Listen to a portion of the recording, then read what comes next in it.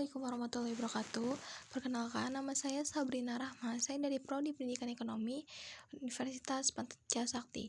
NIM saya 1872050063. Di sini saya mau mengerjakan tugas UTS saya dari dosen pengampu saya, Bapak Uza Sukmana, dengan matkul aplikasi komputer dan media pembelajaran berbasis video. Oke teman-teman, kita simak video selanjutnya ya. Oke, di sini ada ancaman krisis ekonomi akibat COVID-19. Nah, di sini ada fotonya teman-teman. Di sini Indonesia diambang krisis ekonomi akibat penyebaran virus corona yang semakin masif. Beberapa lembaga ekonomi global memproyeksikan ekonomi Indonesia melambatkan dibandingkan 2019. Pemerintah pun menyesuaikan skenario pertumbuhan ekonomi 2020 menjadi 2,3% lebih rendah dari target APBN 2020 sebesar 6,3%.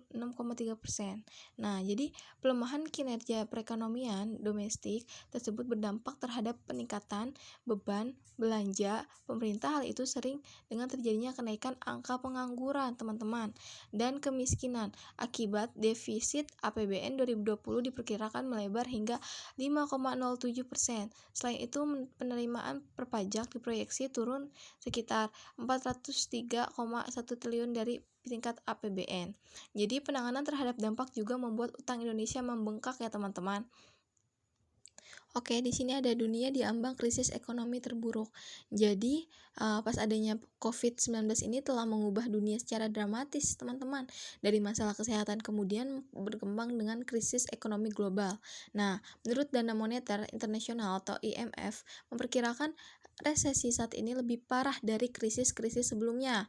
Nah, pada krisis 2009, pertumbuhan ekonomi global masih sebesar minus 0,1%. Satu dekade setelahnya, meningkat di angka 2,9%. Pandemi COVID-19 memukul perekonomian dunia sehingga tahun ini diprediksi merosot sampai ke minus 3% ya teman-teman. Nah, jadi besar dan cepatnya keruntuhan aktivitas yang mengikuti belum pernah kita alami selama ini. Krisis ini berbeda, artinya ada ketidakpastian dari dampak yang akan berimbas pada kehidupan dan mata pencaharian masyarakat. Nah, ujar Iknom IMF Gita Gopinath ya teman-teman. Oke, Trubus mengatakan pembentukan tim baru ini semakin membuktikan bahwa lembaga sebelumnya tak berjalan secara efektif menangani pandemi virus corona. Menurut si Jokowi, Pak Jokowi ini seharusnya bisa memanfaatkan Kementerian Kesehatan hingga Kementerian Koordinator Bidang Perekonomian untuk menjalankan tugas menangani COVID-19 tanpa perlu pembentukan lembaga baru. Nah, Trubus pun meragukan tim baru tersebut bisa berjalan dengan baik dalam mengatasi dampak pandemi virus corona di bidang kesehatan maupun perekonomian Indonesia secara simultan. Oke, di sini sebelumnya kan kita banyak membentuk tim terkait, misalnya tim gugus tugas itu. Tim itu juga kelihatannya nggak efektif juga karena jumlah positif corona naik terus nggak tertangani, kata si Trubus. Nah, lebih lanjut Trubus mengatakan tim baru yang dibentuk semata-mata karena pemerintah khawatir ancaman resesi ekonomi akibat pandemi. Nah, Bank Indonesia memperkirakan pertumbuhan ekonomi berada di kisaran minus 4% sampai minus 4,8% pada kuartal 2 2020. Nah, khawatir pemerintah terjadi krisis ekonomi, apalagi negara tidak bersebelahan sama Singapura yang sedang resesi, makanya dibentuk tim baru sebagai preventif itu.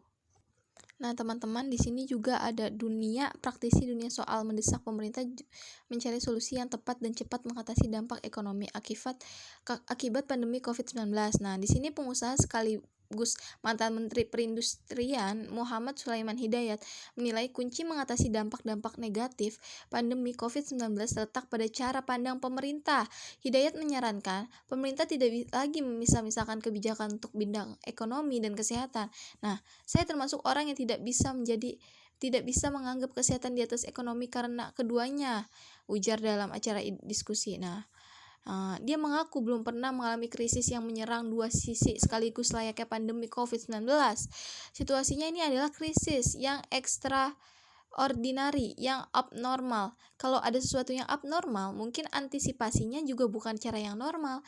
Jadi, jika kita melakukan dengan cara biasa, tidak sejalan dengan hal yang harus diantisipasi. Nah, pendapat yang sama diutamakan pendiri Yayasan Komatsu Bandung Kohar Ahmad Sunaga. Dari aspek perekonomian, selain kontraksi ekonomi, Bank Dunia memproyeksikan rasio utang Indonesia terhadap produk domestik bruto atau PDB membengkak menjadi 31,4%. Sedangkan dari aspek kesehatan, sejauh ini pandemi COVID-19 telah menjahit 22.750 orang lebih di Indonesia. 5.442 diantaranya dinyatakan sembuh dan 1.931 orang telah meninggal. Begitu Oke teman-teman. teman-teman, terima kasih sudah melihat video saya, semoga bermanfaat. Assalamualaikum warahmatullahi wabarakatuh.